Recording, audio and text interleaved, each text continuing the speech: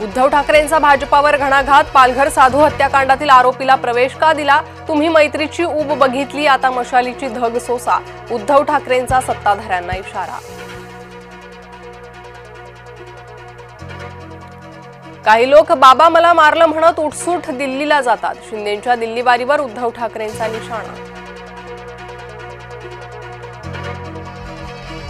शिवसेनेतले पक्षप्रवेश थांबवा, विनाकारण वाद नकोत। एकनाथ शिंदेंच्या पक्षनेत्यांना सूचना। अमित शहा यांच्या भेटीनंतर शिंदेंची भूमिका। जिल्हा परिषद पंचायत समितीच्या निवडणुकांची घोषणा लांबणीवर। सर्वोच्च न्यायालयाच्या सुनावणीनंतरच निवडणुकांची घोषणा होणार। अनेक जिल्ह्यांमध्ये 50% आरक्षणाची उल्लंघन होत असल्याची याचिका। तुम्ही धनंजय मुंडेंना चौकशीसाठी बोलावत नाही, आता तुम्हाला नाकीनं वाढणार। जरांगेंचा फडणवीस अजित पवारांना थेट इशारा।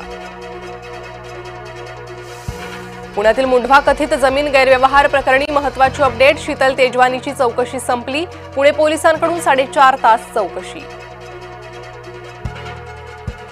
चिमुकलीला न्याय मिळवून देण्यासाठी मालेगावकर आक्रमक। मालेगाव बंदची हाक। आरोपीला 27 नोव्हेंबरपर्यंत पोलीस कोठडी।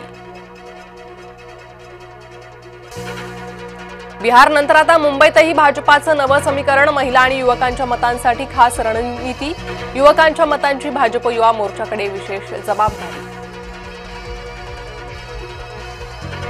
चिखलदराच्या नगरसेवकपदी फडणवीसांचा मामेभाऊ अल्हाद कलोती बिनविरोध। मुख्यमंत्र्यांकडून रवी राणांचं फोनवरून अभिनंदन। अल्हाद कलोती यांच्या विजयामागचे रणनीतिकार रवी राणा।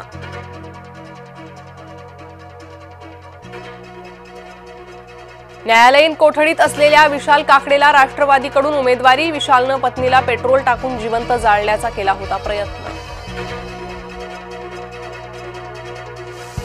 ताम्हिणी घाटात भीषण अपघात। थार गाडी 500 फूट दरीत कोसळली। अपघातात 6 जणांचा मृत्यू।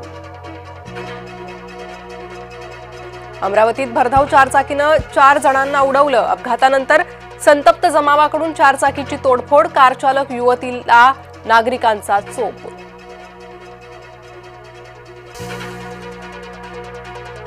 सांगलीच्या शौर्य पाटीलनं आत्महत्येपूर्वी लिहिली भावनिक चिठ्ठी। मला माफ करा, पण शाळेत खूप त्रास दिल्यानं मी हे पाऊल उचलतोय। गोंदियात नवजात बाळाला आईनेच दिलं वैनगंगा नदीत फेकून। नोकरीत बाळ अडसर ठरल्यानं टोकाचं पाऊल। खोट्या अपहरणाची केली होती तक्रार।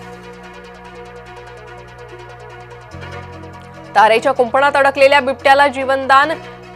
वन विभागानं केली बिबट्याची सुटका। यवतमाळमधील बोरगाव परिसरातील घटना।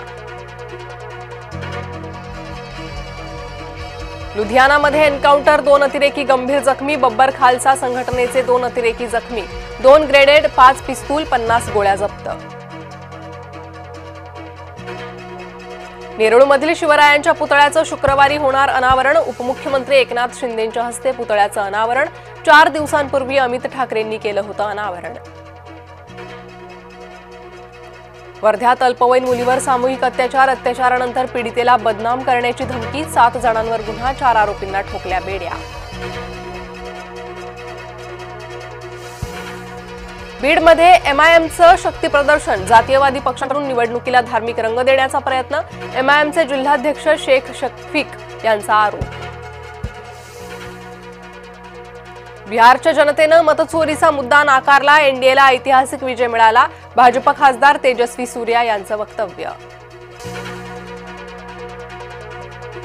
संभाजीनगरमध्ये ऑनलाईन गेमिंगचा अवैध अड्डा उद्ध्वस्त। 6 आरोपींना अटक। 52 बँक खाती गोठवली। भंडाऱ्यातील प्रकल्पग्रस्त शेतकऱ्यांच्या लढ्याला यश। विवादित प्रकल्पाच्या 476 एकर जमिनीचे अधिकार शेतकऱ्यांकडेच। कंपनीनं शेत जमिनीचे अधिकार परत देण्याचे न्यायालयाचे आदेश। 10व्यांदा नितीश कुमार मुख्यमंत्रीपदी। सम्राट चौधरी बिहारचे उपमुख्यमंत्री। विजय कुमार सिन्हा बिहारचे दुसरे उपमुख्यमंत्री। रत्नागिरीत बाजारात उभ्या असलेल्या कारनं घेतला पेट। आगीत संपूर्ण कार जळून खाक।